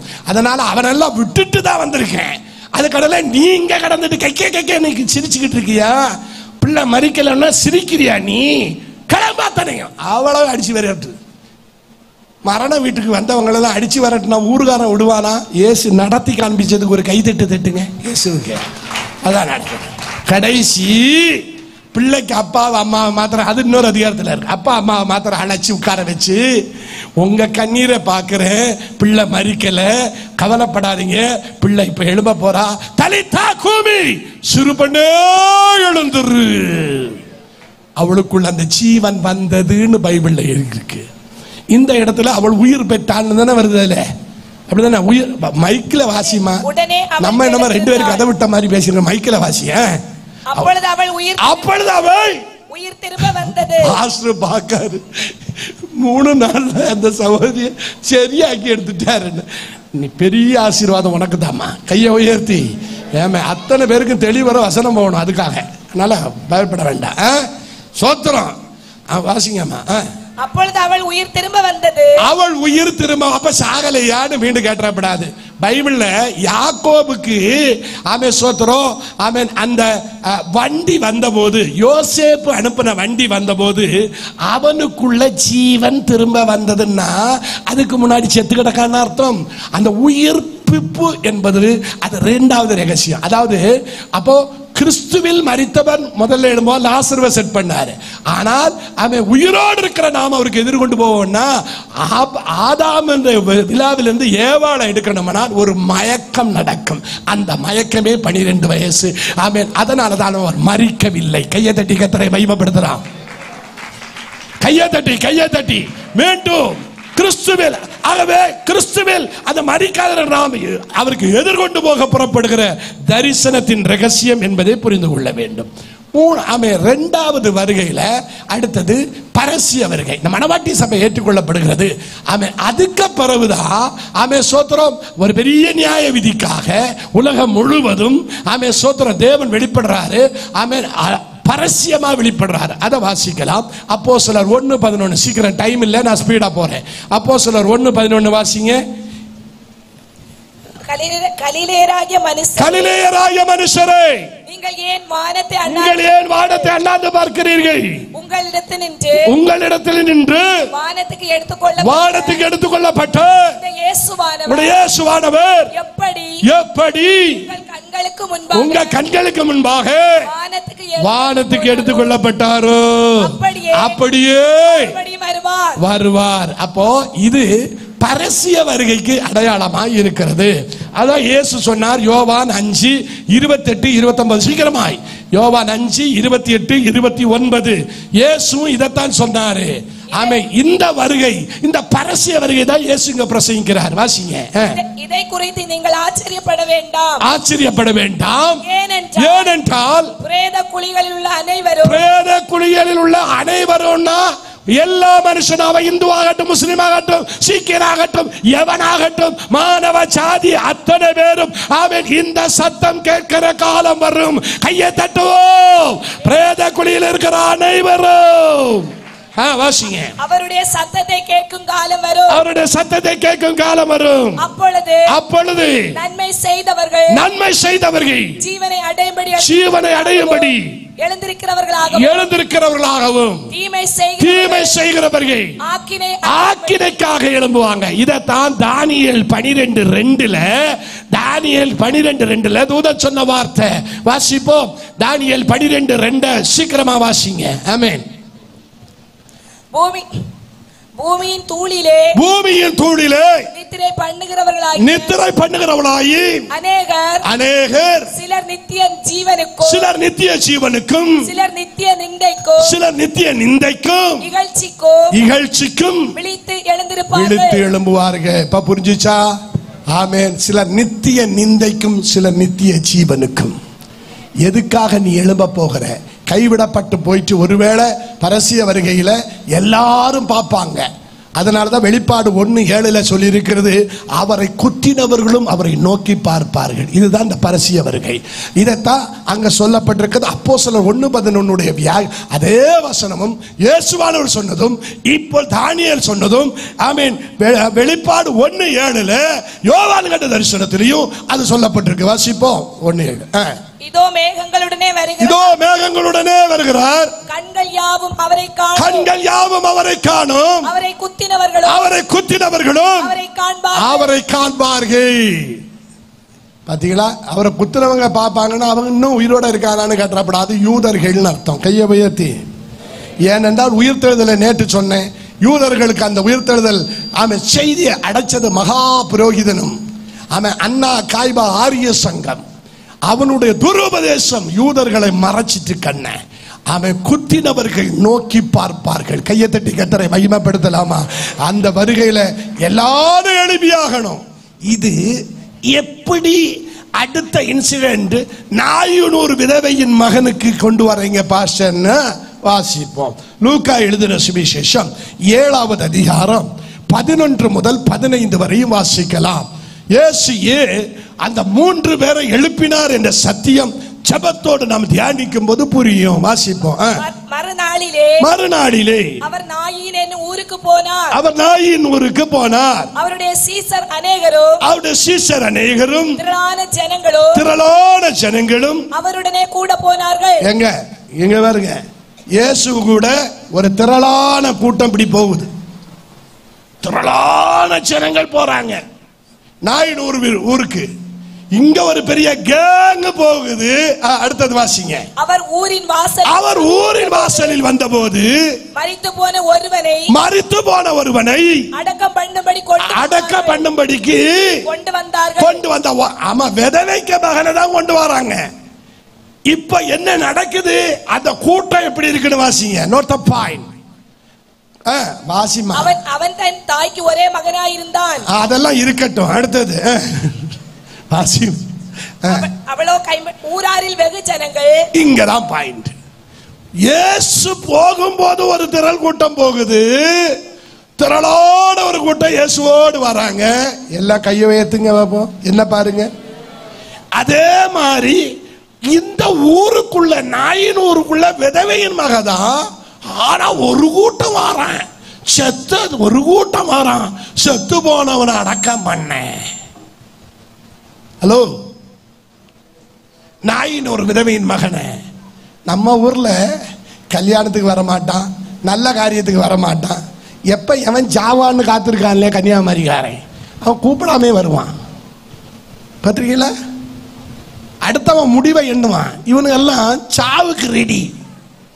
அதுல அந்த குரூப் இங்க பாருங்க, விதவைக்கு மகனை அடக்கம் பண்ணதுக்கு ஒரு திரள் கூட்டம். பேர் பிரஸ்தாபம் வாங்க, பேர் வாங்க, பெட்டி வாங்க ஒரு கூட்டம், அடக்கம் பண்ண ஒரு கூட்டம், ஃபேமஸ் ஆக ஒரு கூட்டம், எல்லாமே டெட் பாடி கூட்டம். கையை தட்டுங்க. எல்லாம் செத்த ஒரு கூட்டம். ஆனால் என்ட்ரன்ஸ்ல வந்தவர் ஜீவன் உள்ளவர் இயேசு. அவரோடு வந்தவர் ஜீவிக்கிற கூட்டமாக இருந்தது. அவர்கள் இயேசுவை நம்பி ஃபாலோ பண்ணுகிறார்கள். அப்போ உயிர்த்தெழுதலில் என்ன நடக்குது? இங்கேயும் திரள் கூட்டம், அங்கேயும் திரள் கூட்டம். தானியேல் சொன்ன போல, இயேசு சொன்னது போல ரெண்டு கூட்டமும் ஒன்னு சேருது. நித்திய நிந்தைக்கு ஒரு கூட்டமும் நித்திய ஜீவனுக்கு ஒரு கூட்டமும் ரெடி ஆகுது. கையை தட்டி கர்த்தரை மகிமைப்படுத்தலாம். அவரை சொல்லுவார். மீண்டும் தொடர்ந்து வாசிங்க. கர்த்தர் அவளை பார்த்து அவள் மேல் மனதுருகி, அந்த உண்மையிலே மனதுருகிறார் அந்த இன்சிடென்ட்ல. அழாதே என்று சொல்லி கிட்ட வந்து பாடையை தொட்டார். இது தெருவுல நடக்குது.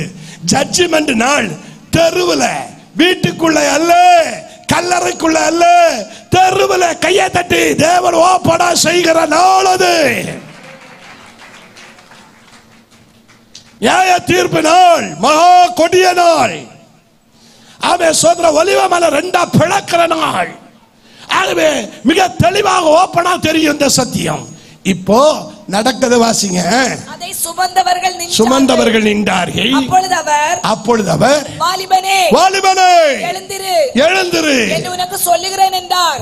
வாலிபன் செஞ்ச வேலை சாதாரண வேலை இல்ல. ஆமென். எல்லாரையும் சாகடிச்சு, ஆமென், எல்லாரும் அட வச்சு, ஆமென், ஊருகாரன் நல்லா சேர்ந்து அடக்கம் பண்றதுக்கும் குழி வெட்டதுக்கும் சகலமும் ரெடி ஆகி வாரானுவா. பெட்டி தூக்கி கொஞ்சம் பேர் வாரான். ஆமென். மொத்தமும் டெட் பாடி கேங்கா வருது. கேட்டா துக்க வஸ்திரம் வேற போட்டிருக்கான். உயிர்த்தெழுதலின் வஸ்திரம் போடுறது உனக்கு கஷ்டம், போடு. கருப்பு ட்ரெஸ்ஸும் போட்டுக்கிட்டு சர்ச்சில் கிடந்து ஆடு. கையை காலை வெட்டி போடுவார் ஆண்டவர். என்ன ஒரு டீசென்ட் வஸ்திரம் தரிச்சாலும் பரவாயில்லம்மா, தயவு செய்து கருப்பு போட்டு ஆடுறானா சாத்தானுக்கு கூட்டம் இல்லையா? அது எந்த அளவுக்கு போயிட்டு இருக்குது உலகம். சரி வாசிப்போம். மரித்தவன் எழுந்து உட்கார்ந்து பேச தொடங்கினான். மரித்தவன் ஏதோ பேசி இருக்கான். நீ அவனை எழுப்பி தான் கேட்கணும், என்னடே பேசுனேன். நீ இயேசு கிட்ட இல்லை, என்னமோ இவன் பேசி இருக்கான். ஜட்ஜ்மெண்ட் நாளை குறித்து தான் பேசி இருக்கணும். இவன் ஏதோ ரகசியம் பேசி இருக்கான். அவன் எழும்பி பேசாம போக வேண்டியதானே. அங்க இருந்து பயங்கர பேசியே சிலவனை சாக்கடிச்சிருவான். மொத்தத்துல உட்கார்ந்து பேசுறாரு. ஏசு சொன்னாரு, பையனை கூட்டிட்டு போகணும். கூட்டு போ. அவன் சொத்திரம் மேட்டருக்கு வருவான். இப்ப என்ன நடந்தது? அடுத்து வாசிங்க. அவனை அவன் தாயினிடத்தில் ஒப்புவித்தான். அடுத்தது என்ன வாசிங்க? எல்லாரும் பயம். அந்த நாள் மகா கொடிய நாள், பூமியில் இருக்கிற அனைவரும் நடுங்கும் நாள். ரெண்டு இன்சிடென்ட்ல மரணம் உயிர்ப்பித்த போது பயம் வரவில்லை. இந்த இன்சிடென்ட்ல எல்லாரும் பயந்தார்கள். கையை தட்டி இது தானியேல் சொல்ல உயிர்ப்பிப்பின் நாளது. சில நித்திய நிந்தைக்கும் சில நித்திய ஜீவனுக்கு வேண்டி எழும்புவார்கள். என் அன்பு சகோதரனே, என் அன்பு சகோதரியே, இந்த கிருபையின் காலம் உன்னை ஆண்டவர் வருந்தி அழைக்கிறார். ஆமென். இதைத்தான் வேதத்திலே இயேசு ஒருமுறை சொன்னார். மத்தேயு 25வது அதிகாரம் 31 முதல் 46 வரையும். லெப்ட் ரைட் பக்கங்களாக ஜனங்கள் நிற்பாரே. கை தட்டுவோம். லெப்ட் ரைட் பக்கங்களாக ஜனங்கள் நிற்பாரே. செம்மறியாடு வெள்ளாடு போல் பிரிக்கப்படுவாரு. லெப்ட் ரைட் பக்கங்களாக ஜனங்கள் நிற்பாரு. செம்மறியாடு வெள்ளாடு போல் பிரிக்கப்படுவாரு. எக்காலம் போதும் கடைசி நாளில் காட்சி நடக்குமே. எக்காலம் போதும் கடைசி நாளில் காட்சி நடக்குமே. வெள்ளை சிங்காசனத்தில் இயேசு தீர்ப்பு கூறுவாரே. வெள்ளை சிங்காசனத்தில் இயேசு தீர்ப்பு கூறுவாரே. Left right, left right, left right. வெளிப்பாடு புத்தகம் 20வது அதிகாரம் 11 முதல் 15 வரையும். ஆமே, எல்லாரும் எழும்புவாங்க. வாசிங்கம்மா சீக்கிரமாக. வெளிப்பாடு 20:11 முதல். பின்பு நான் பெரியதோர் வெள்ளை சிங்காசனத்தை கண்டு, அந்த நீதியின் சிங்காசனம். அவர் முன்னாடி ஒருவனும் தப்ப முடியாது. திருவசனம் அடங்கி ஜீவிக்காதவன், ரட்சிக்கப்படாதவன், ஞானஸ்நானம் எடுக்காதவன், வேறுபடாதவன், கண்ட இஷ்டப்படி ஜீவிக்கிறவன், உபதேச பெச உண்டாகிறவன், அத்தனை பேரும் வந்தே ஆகணும்.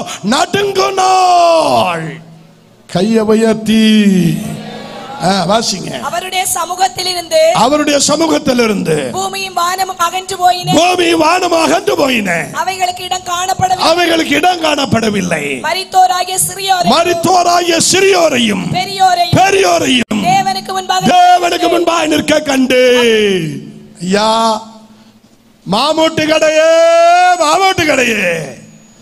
3 பேரை உயிர்த்தெழ வச்சது இயேசு. நானே உயிர்த்தெழுதல்னு சும்மா சொல்லிட்டு போறதுக்கு இல்ல, இப்படித்தான் நடக்கும். கையை தட்டி கர்த்தரை மகிமைப்படுத்தலாம். அவரே சொன்னார். எல்லாரும் எழும்புவோம்.